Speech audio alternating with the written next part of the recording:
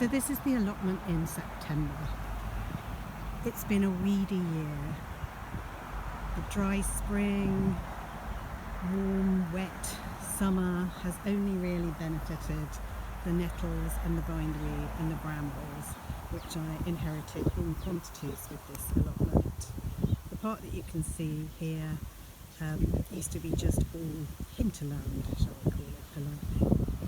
This side I took over in the summer last year, and it already had raspberry canes growing on it and a blackberry and a shed which had fallen over, so we repaired it. I have been struggling to keep on top of the weeds, as you can see, but I've got some Brussels sprouts coming along which might be ready. Over here we have leeks, which currently are a hive of activity with a whole colony of bees that don't actually live in the hive, they live in the ground. But they'll be gone. They don't disturb me, and I try not to disturb them. I did do that this morning, so sorry bees.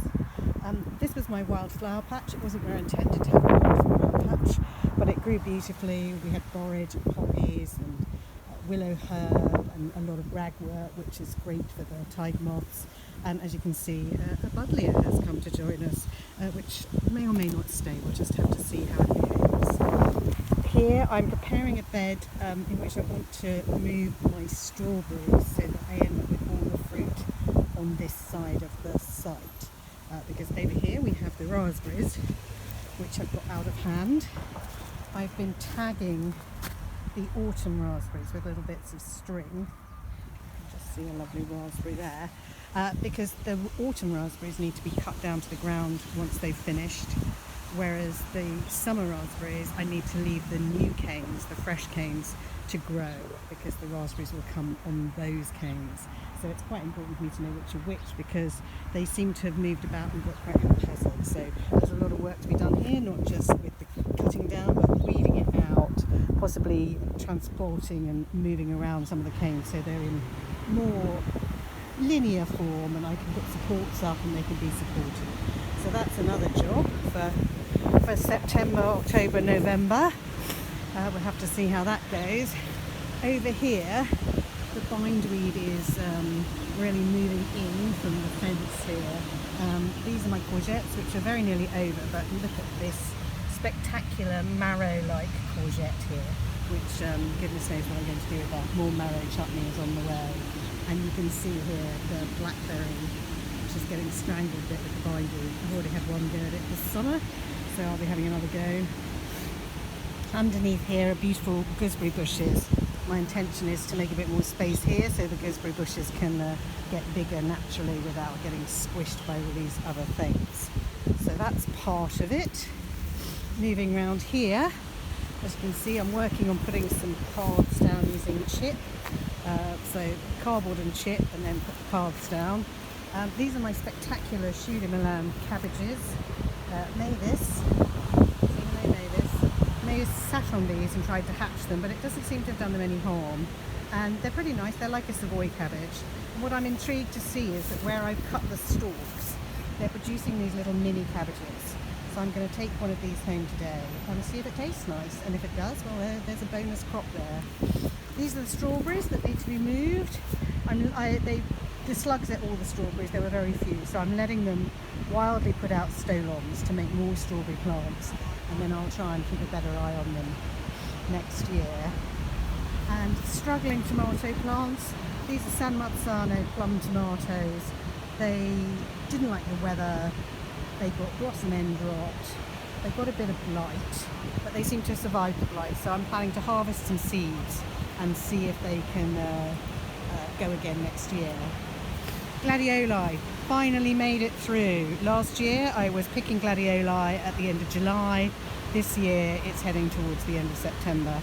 And the dahlias, a shockingly bad show. Just saying, dahlias, a shockingly bad show. Do better next year. The herb patch.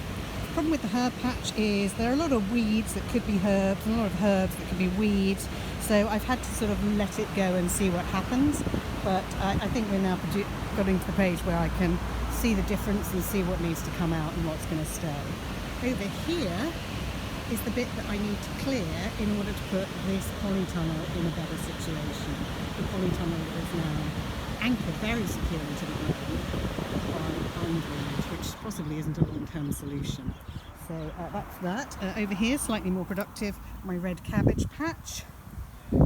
This whole area here, from the olive tree down, has proved to be very difficult to grow things in. I first tried beans, they all died. I tried potatoes, they got the blight and were slightly unproductive. And so I'm actually planning to put cardboard and mulch all down here and put my cold frame in here, grow, as you can see in here, these are potatoes growing in bags, and continue to grow potatoes in bags because there's an endemic problem with blight here, and I don't think they'll ever grow successfully. And you have to, once they've grown with blight, you have to leave that ground potato free for 5 years. I'd rapidly run out of places to plant them. So I'm actually planning to grow them in bags. So this will be a container cold frame, and hopefully up this end I will put a platform in which to grow carrots. They need to be about 4 foot off the ground to avoid carrot fly. So if I can put together a sort of pallet platform, I can grow them in containers on the top of the platform and keep them free of carrot fly, which didn't happen this year. Hello neighbours, are you having a good time? Yeah, good girl. Guarding the allotment, very good. Archaeology corner, these are the things I've been digging out. Mavis regularly knocks this poor little gnome off with her lead, as you can see, but he doesn't seem to mind. And that's also why I've got the sticks over this bed to keep her lead off the seedlings. So this is winter vegetables. I've got some broccoli, pak choy, pointy cabbage, corn salad growing here to grow through the winter, and some spinach which will hopefully make it through before the first frost. Old hollyhocks.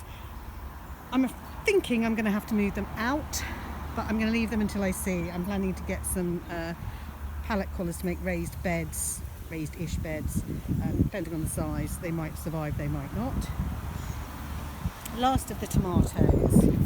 These are Mountain Magic. They did turn out to be blight resistant, which is brilliant. So they're still coming, they're still ripening, and if we continue to have nice warm sunny weather through September, I won't have to pick them green and ripen them at home. And over here, random irises. I got given these free in the agricultural college where I did my RHS course, but they may have to move. And this fennel is coming out, beautiful though it is. It's self-seeds everywhere, so this one's got to come out, because all of these are going to be this section here, once I've finally rid it of bindweed and brambles, is going to be my 3 raised beds to rotate vegetables through. So that's what I'm doing. Oh, and just poking through here, which I've nearly killed off with the cardboard, an alströmera, which is going to go in this section over here where the gladioli are and the cabbages are, is all going to be for cut flowers. But that's the plan. There's plenty of work to do. I better get on with it.